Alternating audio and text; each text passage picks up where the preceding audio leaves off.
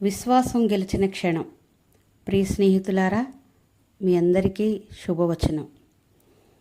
కృతజ్ఞత అనేది మన హృదయం నుండి వచ్చే స్తుతి. చిన్న విషయమైనా దేవునికి కృతజ్ఞత చెప్పడం మన ఆశీర్వాదాలను పెంచుతుంది.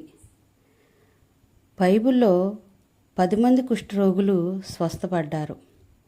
కానీ వారిలో ఒక్కరే తిరిగి వచ్చి కృతజ్ఞతలు చెప్పారు. అందుకే యేసయ్య పూర్తి రక్షణ ఇచ్చారు. అలాగే మన జీవితంలోనూ దేవుని ఆశీర్వాదాలు ఎంత ఉన్నాయో లెక్క పెడితే మనం ఎప్పుడూ సంతోషంగా ఉంటాం. మన వద్ద లేని దానిని చూసి బాధపడకుండా ఉన్నదానికి కృతజ్ఞతలు చెప్పాలి. ప్రతి ఉదయం లేవగానే ఇలా అనాలి: దేవా, నేడు జీవం ఇచ్చినందుకు వందనాలు, స్తోత్రాలు. ఇది మన మనసును సంతోషపరుస్తుంది, ఇతరులను ఆశీర్వదించే మార్గం అవుతుంది.